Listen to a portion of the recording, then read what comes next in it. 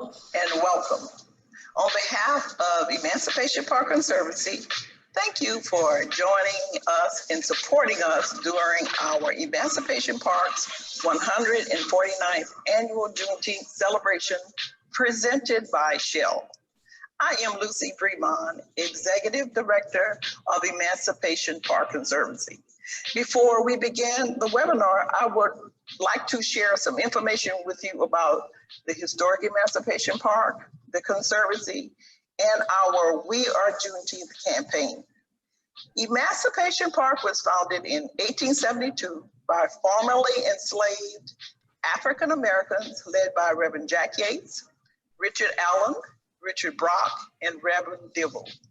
These men, along with members of the 3rd and 4th Ward communities, gathered $800 to purchase 10 acres of land and to celebrate their freedom, which was June 19, 1865, 2 years after President Abraham Lincoln issued the Emancipation Proclamation in 1863. In 2013, the park underwent a $33.6 million renovation and later reopened in June 2017. Several public-private partnerships in the community worked to revitalize the green space and to allow more economic and sustainable opportunities. Emancipation Park Conservancy is a nonprofit 501(c)(3) charitable corporation, and it was established in 2014 to restore, manage, and enhance Emancipation Park. Its purpose was to create an open space of environmental community excellence while continuing to preserve the park's integrity and historical roots. Its goal is to transform the historic Emancipation Park into one of the nation's premier landmarks, international destination through capital initiatives, operational improvements, strategic partnerships, programming, and special events. Emancipation Park Conservancy's We Are Juneteenth is a national campaign that celebrates Juneteenth and its connections to the African American experience, including history, tradition, heritage, and culture. We Are Juneteenth is a digital platform that provides an opportunity to communicate, share, acknowledge, and recognize the significant contributions African Americans have made to help shape American culture and society. The campaign is a collaborative movement that highlights the strides and impact African Americans are making toward their own economical, educational, and political advancement. You know, last year, We Are Juneteenth was a virtual experience, and it reached over 250,000 people globally, with more than 25,000 people engaging in the Conservancy's content digitally. We are sure this year will be just as successful, and we cannot wait to celebrate 150 years of Emancipation Park with you in person next year. We have a great lineup of activities scheduled for the community to celebrate Juneteenth all month long. So make sure you visit our website at www.epconservancy.org or follow us on Facebook and Instagram at EP Conservancy for more information. Don't forget to sign up for our newsletter. Happy Juneteenth, and we hope you enjoy the webinar. Thank you.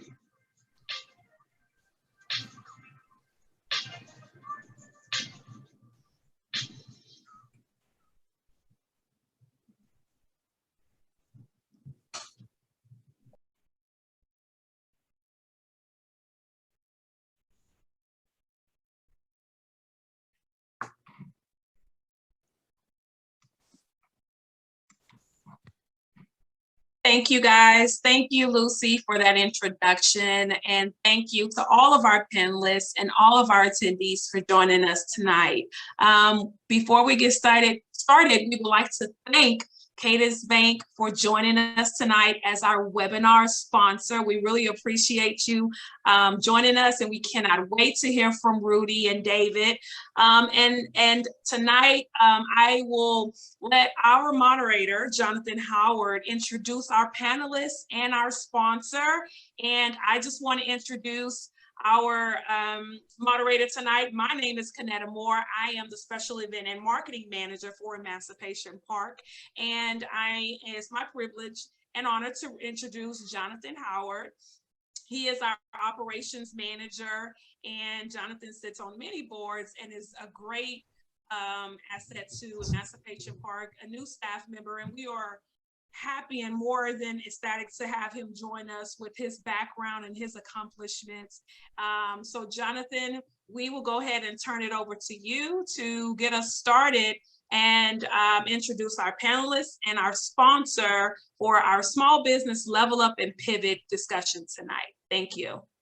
Oh, and if you guys have any questions during the conversation, please leave them in the question Q&A, and we will make sure that we answer them tonight. Also, make sure you share this discussion on your social media platforms and invite others out to hear it because they won't want to miss it. Thank you and enjoy. Kanetta, thank you so much. And to those who are listening and watching, whether it be today or later on in the future when you get a chance to view this, thank you so much for being here. My name is Jonathan Howard. Again, I'm the operations manager at Emancipation Park Conservancy, which along with the city of Houston manages the historic Emancipation Park. What an honor it is to be here amongst such distinguished platform guests. We are so grateful to all of them for giving of their time. Anyone who owns a small business knows that time is money and money is time. So thank you all so much for being here. And thank you even more so to our sponsor for this segment, Cadence Bank. What you all do for small businesses is the foundation of any healthy community. And we thank you for seeing the value in us and seeing the value in what these small business owners and other organizations have to offer to our community and to others. I'm going to give David Vasquez the floor to talk a little bit about Cadence Bank and their commitment and a special guest that he's brought with him to join our panel today. David? Hey guys, good afternoon. Jonathan, thank you for having me on. I'm excited to be here. I'm excited to celebrate this with you guys. Like Jonathan did say, my name is David Vasquez. I am the Community Development Officer for Cadence Bank here in the Houston area. And what that means is I have the awesome job of bridging the gap. I'm in the community. I try to bridge the gap between the banks and the community we serve. And we do that by joining forces with awesome organizations, nonprofit organizations like Emancipation Park, empower the local economy by helping small businesses. And I know the EEDC does the same as well. And so that's who we are. So my name is David Vasquez. I did bring with me Miss Rudy. She is with Cadence Bank, a small business specialist. We want to meet you guys where you're at in small business, whether you're just starting out or you're 5 years in or 10 years in or a $50 million company, right? We have resources, we have tools, we have bankers that want to donate our time. So we have products and services that are geared towards small businesses, right? So, and we might not be able to bank you today, but we want to give the financial workshops and literacy and partner with you guys to get you guys where you want to go. So that's enough about me and Cadence Bank, and I'll let Rudy introduce herself. Thank you, David. Yes, my name is Rudy Holbrook. I've been with Cadence Bank for 3 years now. I started at our corporate office as a personal banker. I since then moved on to an assistant branch manager at our Tanglewood office. And currently now I am the branch manager at our River Oaks location. I am really happy to be here. I'm happy to answer any questions. At Cadence, we're a full service bank. Just like David says, we work a lot with our business clients, our small business clients. We go out, we'll meet with you, we'll meet with your employees, we'll bring you little gifts. Part of everything is just building that relationship with our clients. A bank is a bank, but the difference is how we have our relationships with our customers. And so that's one thing I can say about Cadence. We definitely will go out there, we'll go meet you, we'll be a part of events if you allow us to. We truly embrace we at Cadence Bank. Thank you so much, Rudy, and thank you so much, David.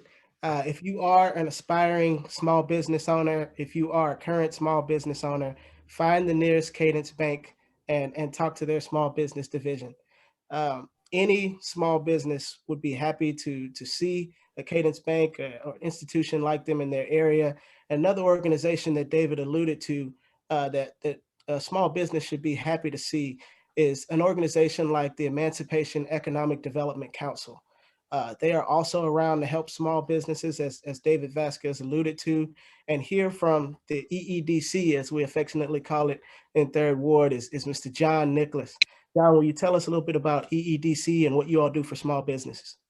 Absolutely. So the EEDC, of course, as you said, stands for Emancipation Economic Development Council, which was initially community-driven and established committee with Project Row Houses that eventually turned into its own 501c3 organization. And so toward the end of 2018, we really opened our doors. And in 2019, we launched out on this impossible dream of revitalizing the economic development and advancement of Third Ward. And so many people may not know, but Emancipation Avenue at a point had well over 2,300 businesses along that corridor.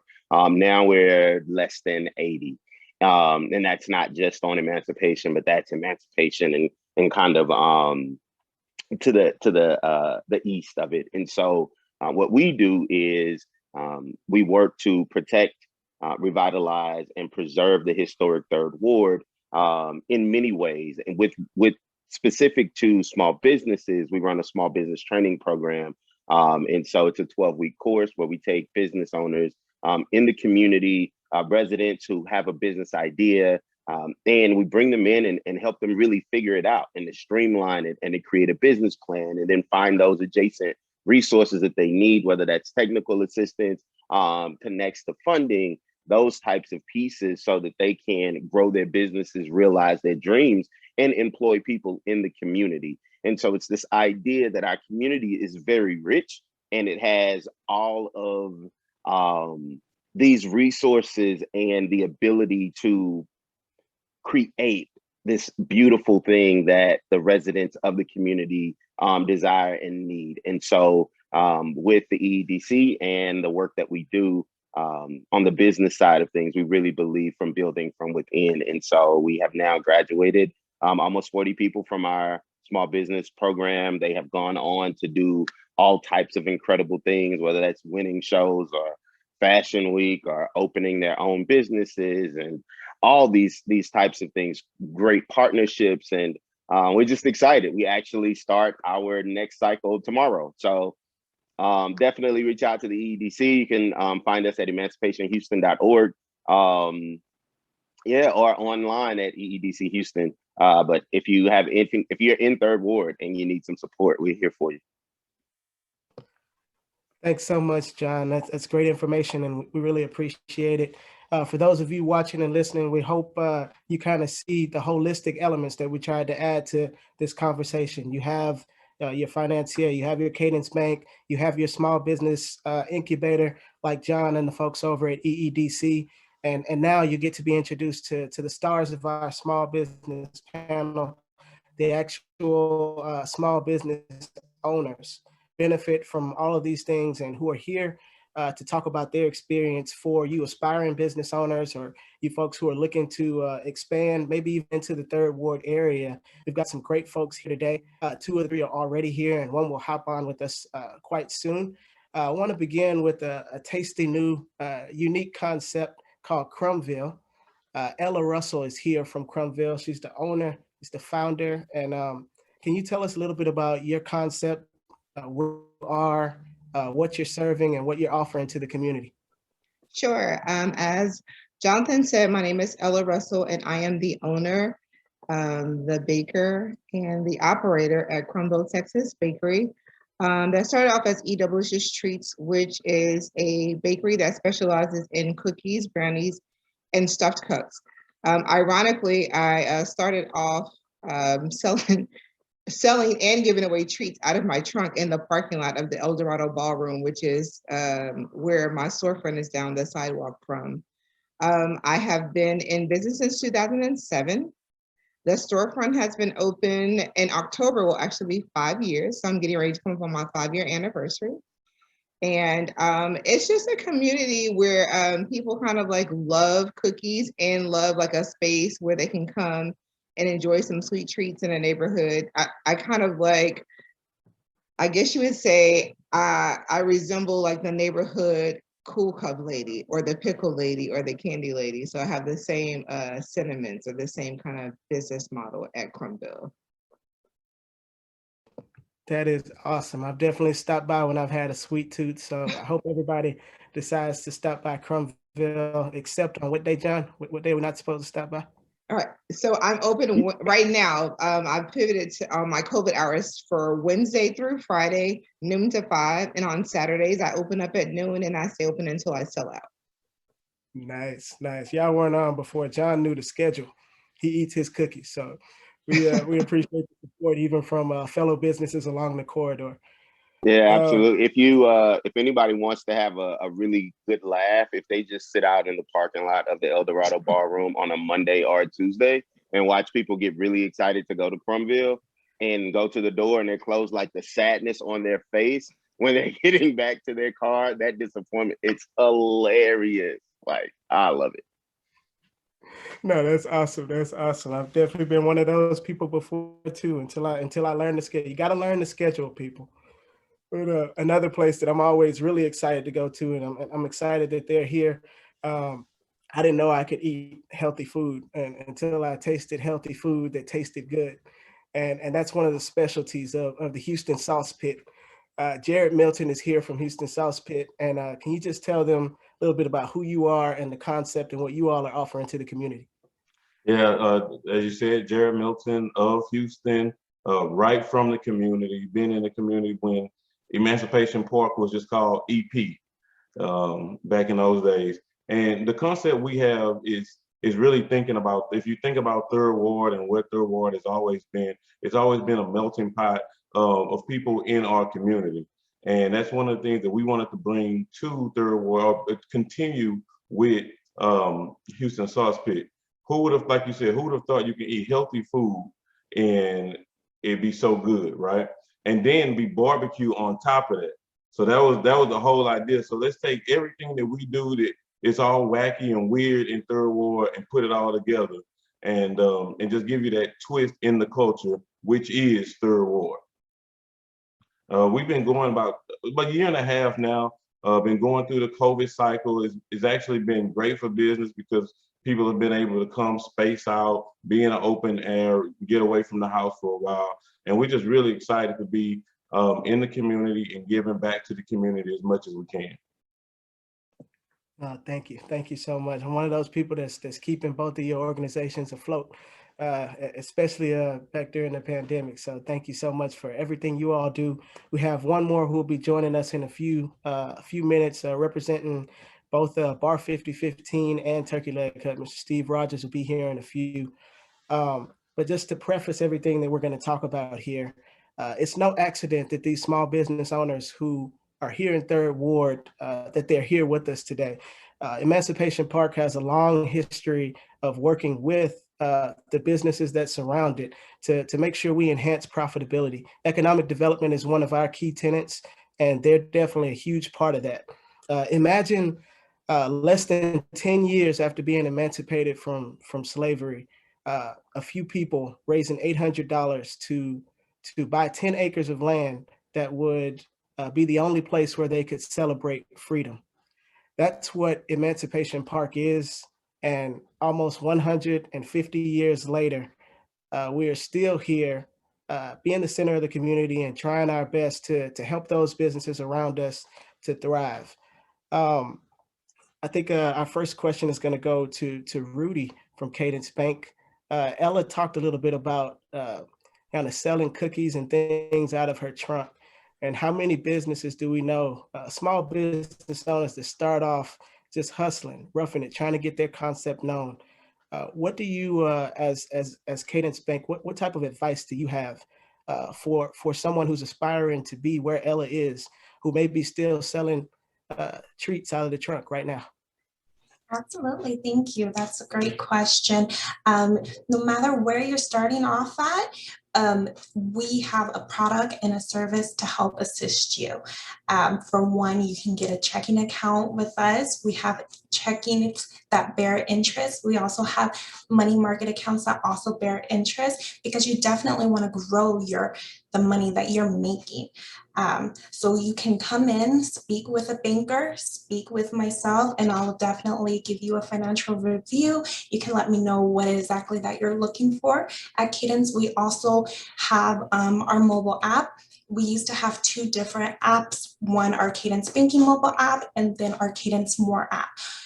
It's since now combined, but with our Cadence More app, we also offer advertising that's completely free for our small business clients. So say you bank with us, we get you set up, we get you a log-on set up, and you would just basically come up with whatever coupon that you want to use for your business. Your clients can then have access to that free advertisement, and it sends them like alerts or anything, etc. You also get a link that you can send out to your clients. And so when they're driving by in the area, near your area, if you place a new coupon on that specific app, it'll alert the clients that they have another way to get services from you. And if it's a discounted service or if it's only for a specific day or anything like that, it'll send them an alert at that time whenever that you get that updated. So a lot of our clients do appreciate getting that free advertisement. It's really beneficial, and people have said that it has increased their sales. And we also offer other products, depending on how long you've been in your business. We can offer certain lines to you, such as a business line of credit. You do, however, for that particular one, it needs to typically be 2 years of you having an established relationship with the bank. However, there are other options as well, like a business credit card. Of course, you'd only want to use those during emergencies, or if there's a time where you're not able to pay something completely outright in cash, you would then want to use your credit card. But those are two ways to also establish credit for your business, versus everything just being on you on the personal side. Yeah, no, those are awesome resources. I saw Ella's face light up. She's like, finally, something free for the small business owner. There you go. Yes, completely free.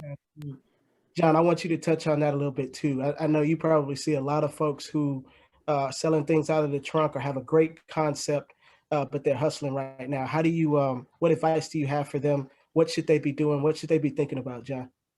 I'm a proponent of beginning with the end in mind. So you started a business. What's the goal? What's the end goal? Do I want to sell this business?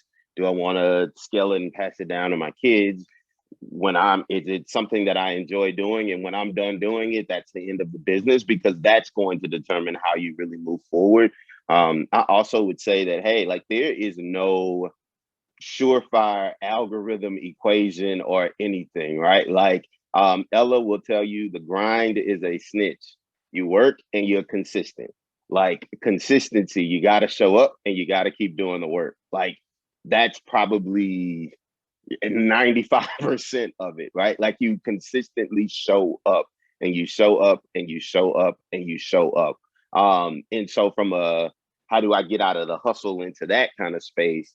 I think that's part one, right? And then of course the other part of it is you equip yourself with all of the other things that can support you. So whether that's legally forming your business, a lot of times we see businesses that they go get a DBA, and that's great. That's only gonna work for you in the county, right? And that's still associated with your social security number. So if something happens, coming to you, right? Whereas you go get some legal protections, you go get an LLC or an S Corp or C Corp, whatever that might be, and you talk to your accountant and you talk to a legal professional about that to figure out what's going to work best for you. But that gives you some protection. So now your business itself has its own social security number.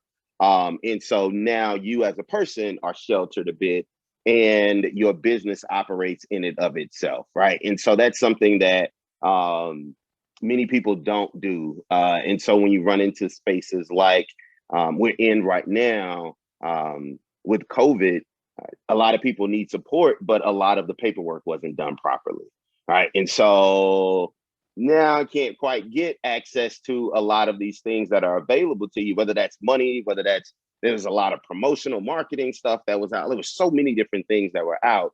And granted, they are absolute barriers to businesses of color in receiving that type of support.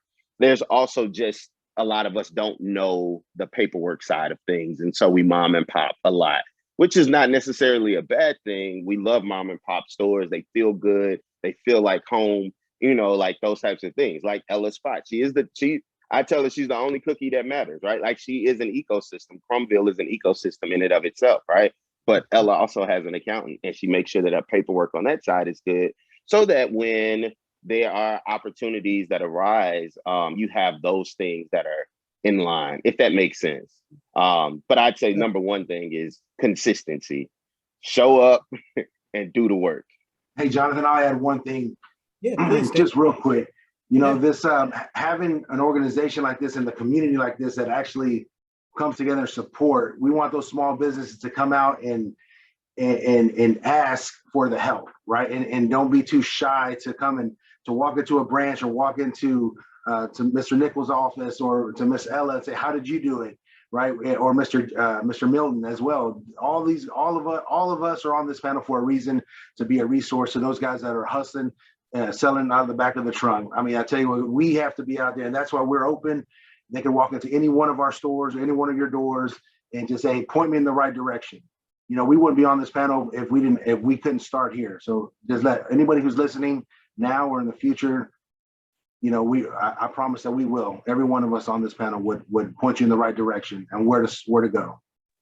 Absolutely, David. So what I got from that, if you combine what you guys said, is make sure that you're consistent and make sure that while you're hustling, while you're selling out of the trunk, while you're selling on Amazon or whatever, make sure you get the basic foundations of your business, the legal aspect and all of those things in line. So when something like the pandemic happens, you can get help.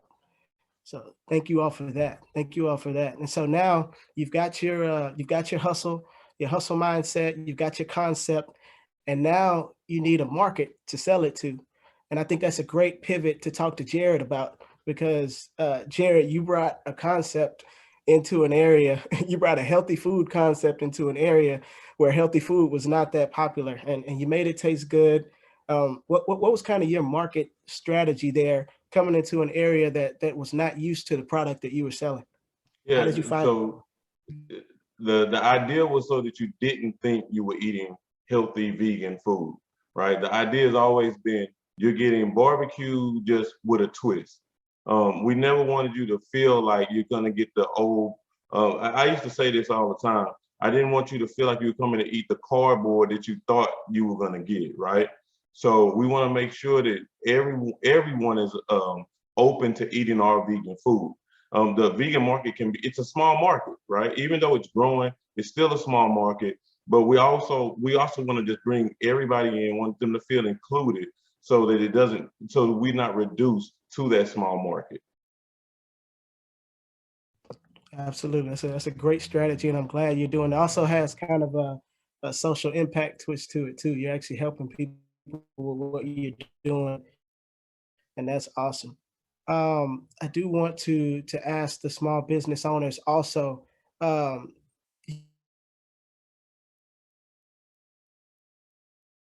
little bit about how did you do that? How did you weather that storm? How were you able to stay afloat?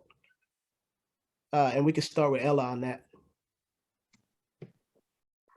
So if you're familiar with Crumville, you know that my customers affectionately refer to themselves as Crumheads. They're literally like a little cult. And I received so much support from my customers just wanting to make sure that I was able to continue to operate as a business. Thankfully, I only had to close down for the 30 days where they issued the mandatory stay-at-home order. And during that time, I took that time to pivot to an online curbside option. And I made sure that it was user-friendly, it was efficient. There were a few kinks in the beginning because if you know my business concept is not really an online type of concept. It's more of a face-to-face interaction. Before the pandemic, like now my door is locked. I make sure that nobody comes in without a mask. You sanitize your hands as soon as you come in. So before then, not only was my door unlocked, it was propped open so people can come in and out as they please. So pivoting to the online curbside order request was actually simple. My customers just wanted to be able to get their treats. So by any means necessary, if I said you can only place your order online between this time and this time, and they were available for pickup during this time, they were very compliant with that. Whatever I needed them to do to make sure. And in the beginning, when I reopened, I only offered cookies at first. And if you know, my menu consists of cookies, brownies, and stuffed cups, which are my signature cupcakes that include one of my cookies baked on the inside. But it was a very smooth transition. Like I said, it's really like a little community. And thankfully, my customers not only love the treats, like they're invested in me as a business owner and as a person in the community, that they can look at and say, oh, if this person, it's somebody tangible that they can look at and say, oh, if this person started a business and then kept their business afloat, then this is something that I can do as well. So thankfully, I just have super supportive customers or crumb heads, like we call each other or themselves, that were just willing to, by any means necessary, support. Some people were even like, during the time it was closed, like randomly like cash apping me, just like saying, we just want to make sure that when you're able to get back, you're able to open up, like afford ingredients, because I know you're going to be down for 30 days or however long. So I'm just grateful to have like customers who are really, really super supportive and invested in my work and in my brand and what I do. So that was what helped me keep afloat. Like people, I got a lot of new customers during the pandemic. People were telling their mom and them, their cousin them, they were telling everybody, posting, sharing, retweeting, just whatever they could do to make sure that, I was able to continue to function as, as a business owner, as somebody providing a service in the community. So thankfully, like that was what kept me afloat. Yeah, Ella, I was a pivot because some people were stuck in how they normally. I could have been stuck and say, well, I'm not really an online business. People want to come in and get a hug. If I would have been stuck in that mind frame, then it would have made me miss out on an opportunity to pivot into another a way of operating my business. So now I have two ways to operate. Well, people can still order online, but I also have opened up foot traffic again. Absolutely. I'm glad you gave us that nugget there at the end. That was important. I want Jared to touch on that, but very briefly, just can you give me like 10 seconds on what you think it was that created that cult? Obviously, you have a great product, but what was it that made those people that excited that they even supported you in Cash App while you weren't even providing the product? Really quickly. To me? Yes, to you. Oh. You said what? I mean, it's just dang like, good. I can answer that. It's just dang good. Yeah. Yeah, her food is just that good. And it's consistent. Right? Like John said, it's consistent. I would rather take something off of a menu as opposed to substitute a subpar ingredient. So if I've used the same ingredients consistently over. I've been in business for almost 14 years. I've used the same ingredients across the board. So it's the consistency. People know that they're going to get a great product every single time they come to Crumbville. And if they don't, they know that they can come and say, hey, listen, this missed the mark, Ella, and I'm going to make it right every single time. So absolutely. Consistency. Can I jump in real quick? I know we got time, but Ella, is not sharing a whole piece, right? Ella's story is open and wide, like, and viewable for everybody. There's not a person that comes into Crumville that does not know Ella's story. There's not a person that comes into Crumville that doesn't find out somewhere that Ella used to be on the road going to concerts, to go drop off cookies to her favorite person, to her favorite rappers. Her granddaughter used to be in the store. Her son was in the store. Like, we know Ella's story, and the cookies are amazing, yes. But as a small business owner, the most valuable asset you have is your story. People don't just buy what you do, they buy why you do it. And the fact that you come into Crumville, there's no Wi-Fi, you don't get a Wi-Fi code. It's about interacting with people. Ella hugs everybody that comes in. Because of the pandemic, she started writing it down on a bag. So their name is, she writes their name on the bag. And every single customer, she says the same thing, no matter how many times you come in, no matter how many times you buy, she will tell you, hey, so I used to hug, but I can't hug anymore, so I'm going to personalize your bag. And I hope that makes you feel like I've given you a hug today, right? Like, we know Ella's everything. Wow. She is so consistent and she's so transparent. And that's why, like, when the pandemic happened, it was customers that were trying to find, when they're like, HEB would only sell so many bags of flour. Like, we would all go try to find flour. We go all try to find sugar. And it's not just because we want a treat. Yes, we want our treats, but we want the cookie lady to enjoy life and to continue to be able to share those stories with us. Like, yeah, I think that's what it's all about. You're going more into like what Ella was saying, and it's more about the community with the businesses you have here, right? It's more about how we all help each other, how you go from one end of the block to the next end of the block. Everyone's helping everyone, right? There's no, well, if they don't have it, that's it. We're gonna make sure that they have it so we can keep them afloat, right? Because when we keep them afloat, we keep ourselves going, right? And I think that's what's so lovely about the community that we're in right now. I mean, and I'll say it more than 1,000 times. That's what's so great about the Third Ward community, because it's been entrenched in this community for so long to help each other, to keep growing. I think that we're all it's just second nature now. Yeah. And I can run into Jared on the parking lot or whatever and ask him whatever kind of question. He's gonna make time to answer it for me. It's not like it's no secret or competition or whatever. Like, we're all business owners, and even though we're doing similar or different things, like, we all make time for each other for whatever we can help each other with. So it's not even just about our customers. It's also about the relationship that we have as business owners together. Right. Yeah. And that goes back to your original question: how did we pivot during during COVID and everything else? I think we all saw how everyone else had to navigate through it, and then we just put our little creativity into it to make sure that we all stayed afloat, right? Because I don't think most of us weren't doing online orders before the pandemic, but as soon as we just started one by one. Online orders just start picking up for everyone, because we're talking, we're communicating with each other. Okay, well, how can I do it? Well, I usually don't do it this way, but well, what if you did it this way, right? And I think that's again, the community aspect is really what got us through the pandemic. For sure, for sure.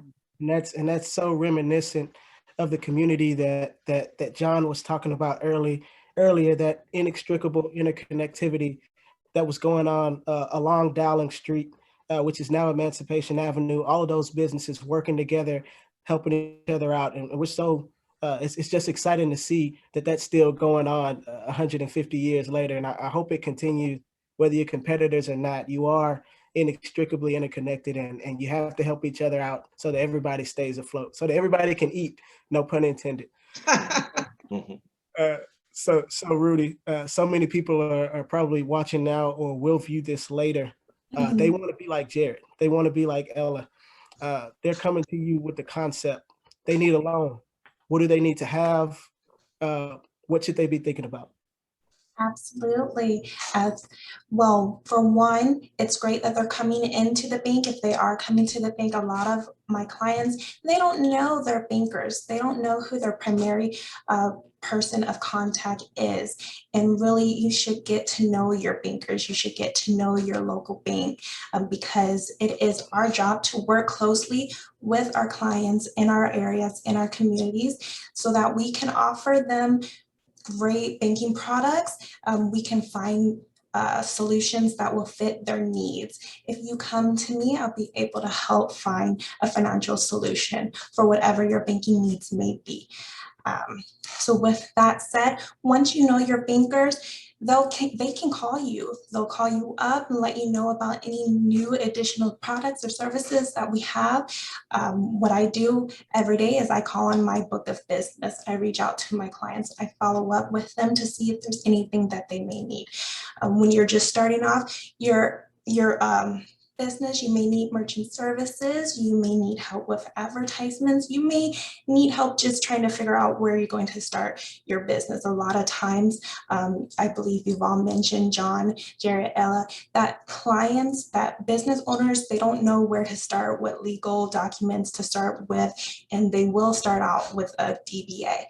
But I can offer basic advice and let them know, hey, that's all done on you personally. And if you got an LLC, you are now having a social security for your business, and that'll definitely benefit you, especially when you're making taxes, or if, say, worst case scenario happens and you go bankrupt, it's not tied solely to your social security individually.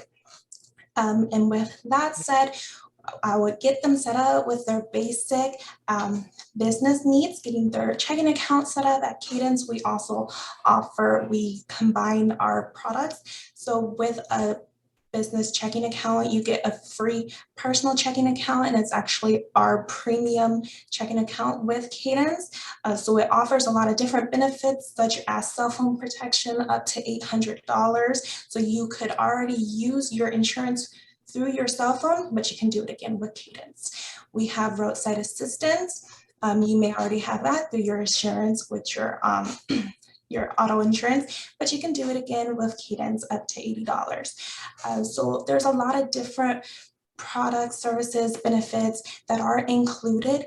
And just like how you guys said, you started with online orders, giving people the option to order online or through a mobile app. Why not do the same with your banking needs? You're busy, you're business owners. You don't have time to run down the street to the bank. You can do it all through your mobile app with whatever bank at, whether that is Cadence, which I hope it is, and if not, make sure that you get it done for whatever business, whatever bank that your business is housed at, because it's just convenient. It's more convenient for you, for your building your business, growing your business. You have it easily accessible through your phone.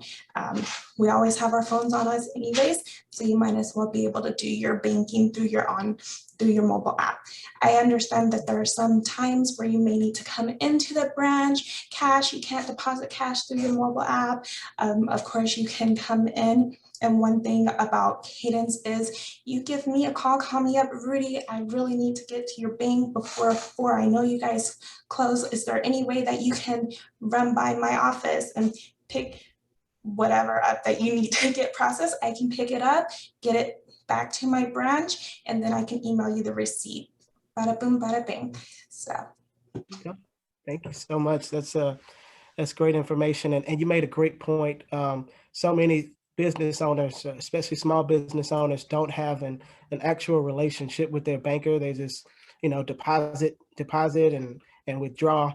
But if they did have that relationship, they may be a little bit more knowledgeable about the products that could help them and make their business life more seamless. I do want to keep going in that vein. Jared, John, Ella, tell me kind of what that process was like starting off. Was it some kind of super disciplined savings plan, or what was it that helped you get to the point where you were even able to start these businesses? I'll go. I'll speak to that. I think a lot of times what we do is, what people do is they have an idea, they want to start a business, and they write down all these numbers of this they need, that they need, and when they finish the count, it's $1 million of things they need to start their business. But if you really want to start your business, you got to be like Ella, right? You got to say, I'm going to take my $10 worth of money and go to the grocery store, make cookies and $2 worth of gas, and let's sell these cookies, right? And I think that's exactly what we did. Hey, I've got $20. I can go buy this food, and I'll sell this. And tomorrow I'll buy a little more, and we'll do a little more. And the next day, and you just keep ramping it up, right? And I think if you take that mindset to just do it, you'll get out there and you'll see that it's not as hard as you thought. Once you do it, it goes back to what John said, just being consistent, right? What Ella said, just every day she's waking up and she's making that same product the same way every time. I think when you, and Turkey Leg Hut's not on here, but I know they were supposed to be a part of the call, but that's one of their taglines every day as well. And I think we all use it, consistency, right? I had a teacher that used to tell us, if you come to class, you're gonna get a 70 if you just show up, right? And a lot of times that's what it's about. It's just about showing up. It's not about being afraid to show up and then put in that work once you get there. Yeah, absolutely. I think business owners, I'm a business owner as well. And we get into business not because we are experts in business, not because we love the idea of business, but because we barbecue well and we want to have something that tastes good, that's healthy for our people, right? Because we enjoy baking and we enjoy the smiles that it puts on people's faces or whatever that thing is, right? But most people don't go get into business saying, I'm getting into business because I'm in love with business and I want to learn how to crunch through every single number and I want to learn all of those components. And so I would say to business owners, as they get started, like, give yourself grace. Like, nobody's expecting you to be the expert at all things. You may have to wear quite a few hats, but you are the expert in whatever industry. You be that expert there. And as best as you can, when you have the opportunities, partner with people, collaborate with folks that can handle some of those things that you don't know how to do. Ask folks. There was times we just had several people in the training program that had food service businesses. And I came over to Houston Sauce, kept coming in. I was like, yo, look, bro, y'all got these trucks. I'm trying to figure out how to get these trucks for my man. He was like, man, here's my number. Call me. Whenever you're ready, like, I got you. I'll come talk to you. So I don't have to go learn all of those things. There are a lot of opportunities where interconnection and networking and co-working is what I like to call it, like, comes into place. And that allows the business owner to really step outside of our businesses and to work on the business instead of in the business.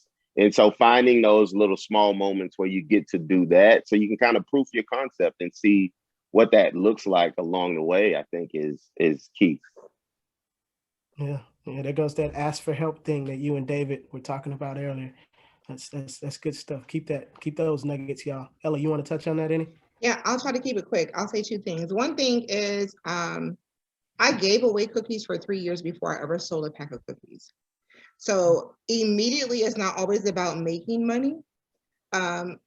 Even though I gave away cookies for 3 years, I probably didn't even start breaking even for about 5 or 6 years. That's one thing I'll say.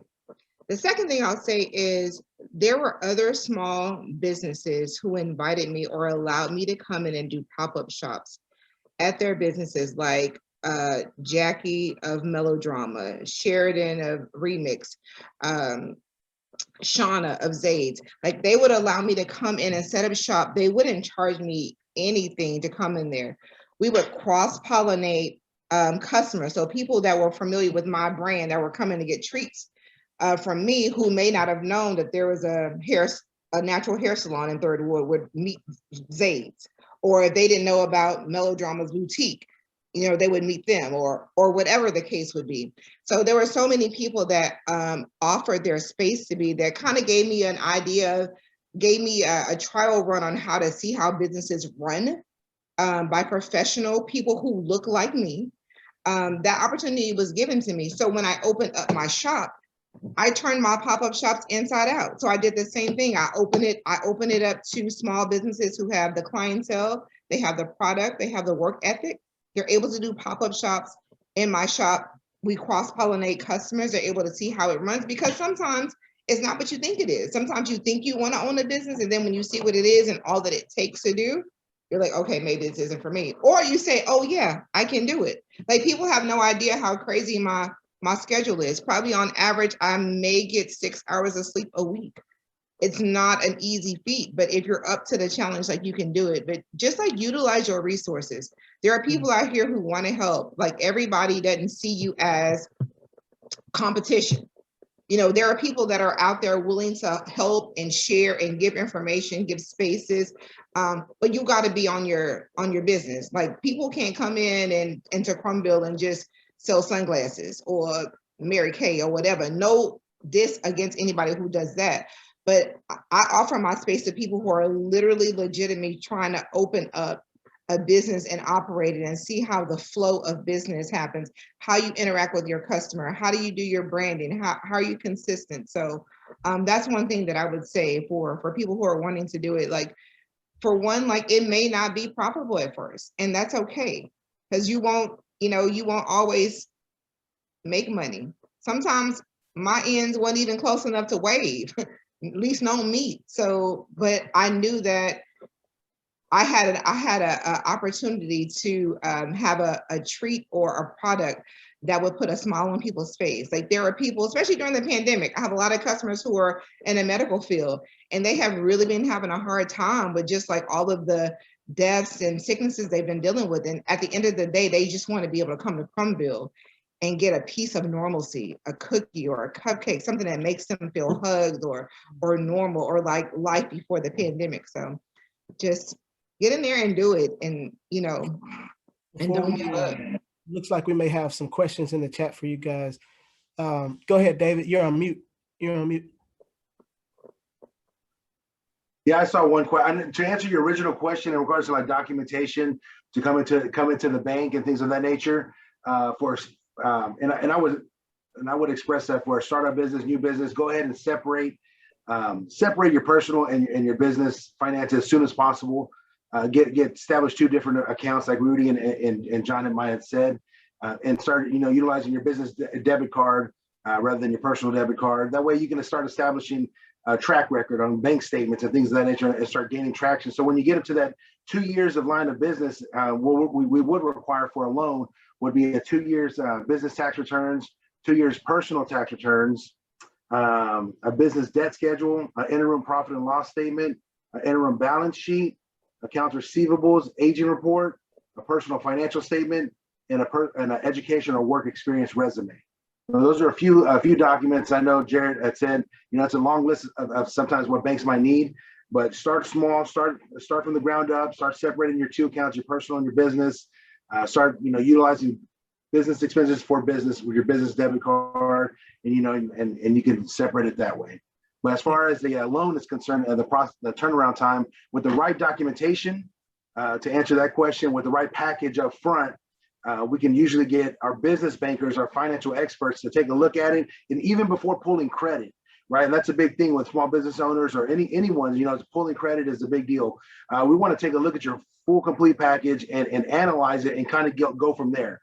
So we'll tell any business owner, we want the good, the bad, and the ugly up front. Our first conversation is going to be like we're gonna fast track this so that we get it all up front. So there's no hidden agenda, there's no surprises. So when our processor sees it, we've already pre-warned them about what you told us, that what's happened in the past. We want to know about the past, but we also want to know where you're going. So with the complete package, we're looking, we can give you a preliminary answer with, like, let's say maybe 7 to 10 days before even pulling credit, right? But taking a look at the package. And then we'll tell you from what we see, okay, let's submit the package with the right documentation, and then we can get a pretty good a timeline for an approval, a preliminary approval before going to the next step. That's awesome, David. That's awesome. That was right in line and right on the segue to some of the questions that are coming into the chat now. They're asking, does Cadence Bank provide EIDL loans? Really quickly, can you explain what an EIDL loan is, and then answer that question? See if Rudy, do you have that? To be honest, I'm not familiar with the EILD loan. I haven't heard of it. I definitely can find out if we do. If you give me about like Well, it 2 was a part. It I was a can, part of. yeah. It was yeah. It was a part of the PPP package. Oh, On the No, first. On the first. Go ahead. I was just, it's not a part of the PPP package.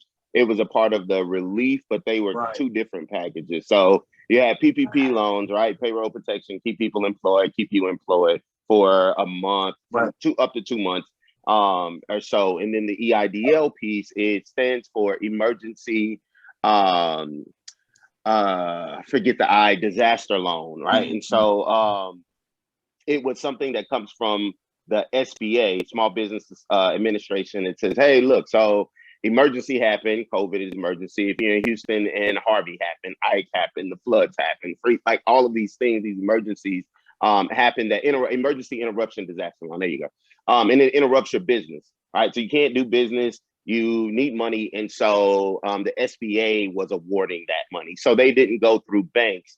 That money comes directly from the SBA. So if you're interested in an EIDL loan, you would need to go to the SBA. Initially, they were doing some advances. That's when they were asking like $10,000, $1,000 per employee. They ran out of that money, came back and did it again, ran out, and they came back. And then this last time, and this is really important for anybody who's ever applied for an EIDL loan and did not get the $10,000 grant. The first $10,000 of the loan was given as a grant. If you did not get that, if the money ran out before you had an opportunity to get anything, but you did apply, if you live in an underserved community, they have defined a certain list of zip codes and areas. There is up to $15,000 in grant money that is available for you. And it's invite only. And so you would have gotten an email from the SBA. Sometimes it goes to junk. Sometimes it's hard to find. But if you have not looked, definitely just, hit a quick search in your email for SBA and see if you've been hit for the targeted advance. But to answer, I think it was Iris, they don't go through banks. You would need to go directly to the SBA website, sba.gov. And right there on that same vein, John, they're also asking really quickly, we'll take about maybe 7 more minutes here, really quickly. They're asking, does EEDC provide these small business trainings and things like that just for businesses in Third Ward or for all small business owners? Yeah, so we have some that are specific to Third Ward. And I want to be very clear and transparent in saying that the EEDC exists to support Third Ward. Our mission is Third Ward. We do understand that in order for Third Ward to survive, we all need to, right? And when Third Ward thrives, or when we all thrive, Third Ward thrives, right? And so there are some components that are just specific to Third Ward. And then there are some pieces that we open up to everybody. So we did our resiliency grant that happened right after COVID to support businesses. And so that was to Third Ward business owners only. We are partnering with the park right now on a Tech Pivot series, right? So that's open to all people. There are a few workshops and trainings that we do that are open for all. You can always either go to our Facebook or our Instagram or shoot me an email, and I'll put my email address into the chat piece. And if anybody wants to reach out, they can. Perfect. Got a question for Jared and then a question for Ella from the chat. To Jared, they're asking, as a small business, what was your largest obstacle?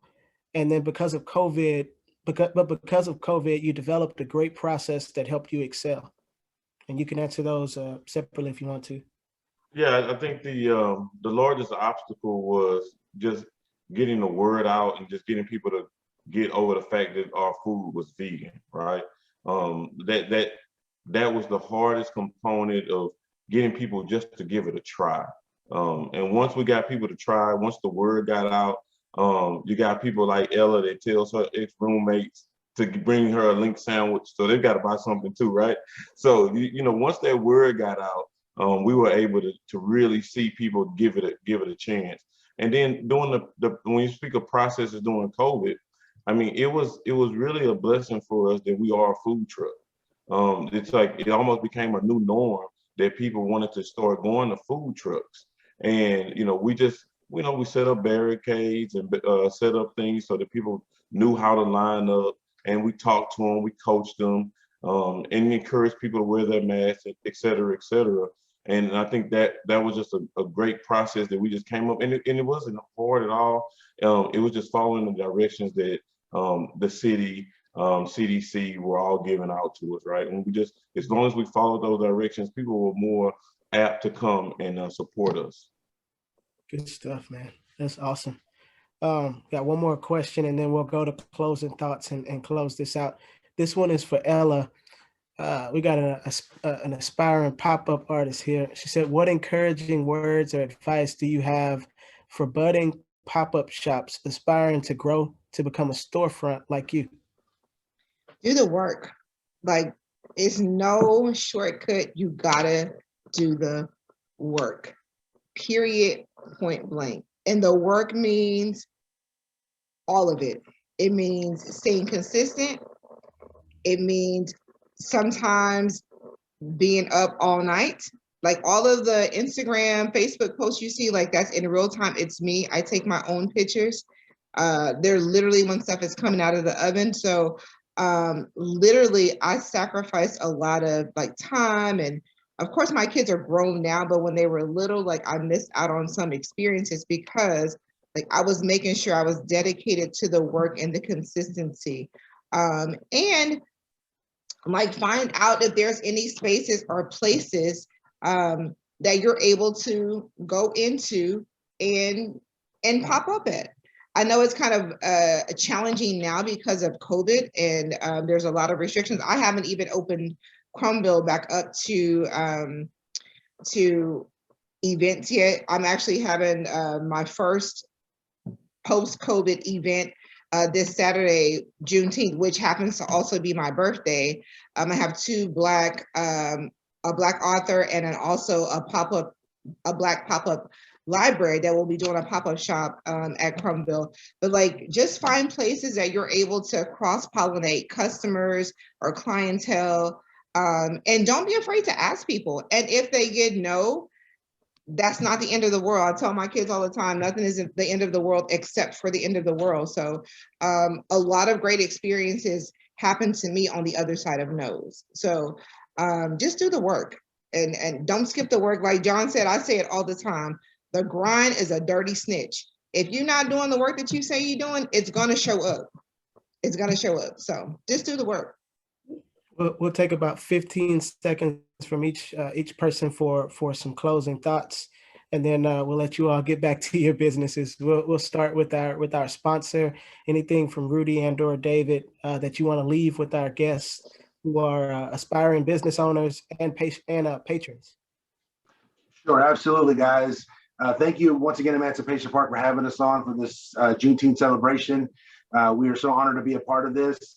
For you guys, the EEDC, Jared, Ella, congratulations on all your success. I wish you guys years and years of continued success. Please feel free to reach out to Cadence Bank, to myself. I left my information in the chat room. Get us involved. Like I said, I'm the bridge I'm the bridging the gap between the community and the bank, right? So hold me to my word. Invite me and challenge me. And let's create something good together for the Third Ward. I know we do have a branch on in South Union and on MLK and Griggs Road. I know it's not Third Ward, but it's real close, right? So we have we're neighboring. I know how sensitive everyone is when it gets to those bordering little towns, right? We don't be set tripping. We don't be set tripping. I've heard it before. I'm conscious of it now. Yeah. Appreciate that. Thank you all so much for Cadence Bank. John, 15 seconds. Any closing thoughts? Sure. Echoing Ella's sentiment, do the work and give yourself grace. The reality is nobody knows what they're doing until they start doing it. Like you don't know. There's no secret sauce. There's no secret algorithm or equation. You don't know until it's time for you to know it. And so forgive yourself for those things that you don't know until it's time for you to know it, and give it a shot. Worst case scenario, you find another way to do it. Like it's all good. It will always be all good. Thank you for that.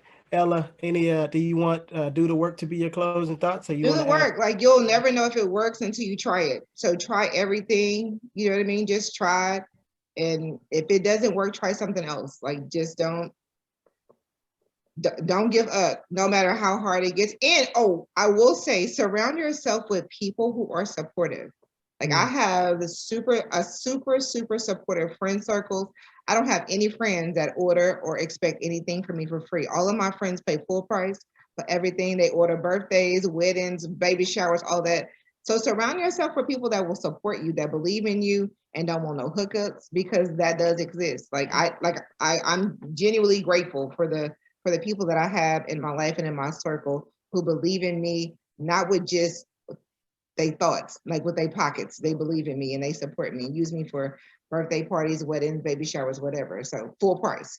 So I appreciate that. know your worth. You go. Jared, you have any closing thoughts? Real short story that I saw this weekend almost brought me to tears. We were open, we were working on the truck. There were 2 pop-ups on the corner. One girl was selling shirts, the other girl was selling art. I bought one of the paintings, I bought one of the shirts. 15 minutes later, I saw one of the girls the girl that I bought the shirt from, she went down to the turkey leg hood, bought food from them. The girl that I bought the painting from bought some food from me. 20 minutes later, I went down the street and bought food from Steve, right? And then Ella's friend came over and bought food from us this weekend, right? I'm saying all to say, I really believe in community. And I believe that our dollars can go around and around. As long as we've got people doing the work, we can support each other and we can make our community thrive. For sure. Wow. That's beautiful. That is awesome. And so to conclude in that same vein, Jared, I'm gonna give our listeners and viewers some homework. I want you to do something good for yourself that's also gonna taste good. I want you to go over to the Houston Sauce Pit, taste a few things, get one of everything on the menu. And because you've eaten that food that's good for you, that tastes good, then you have the liberty to go over to Crumville and get some dessert. And once you get that dessert, you ought to be feeling pretty good about yourself. So you should write up your business plan and take it over to John at EEDC. Let him take a look at it. Let him get you straight. And then take that business plan over to Cadence Bank. Come on, circle it up. Let them give you the loan. And then once they give you that loan, celebrate that loan by going over to the Emancipation Park and celebrating the freedom that a lot of ancestors died and spent their money for and their time and bloodshed. Good, Jonathan. It's good. Where they could celebrate their freedom. So celebrate that there. We thank you so much to Cadence Bank. We thank you so much for the time of these business owners. Thank you everyone for watching, listening, for your great questions. Please make sure you view the rest of our virtual show. Come out for the meal distribution on Juneteenth. Check out everything we have lined up. Support these business owners and this bank. And we'll see you soon in Third Ward. Thank you everybody for listening. Thank you.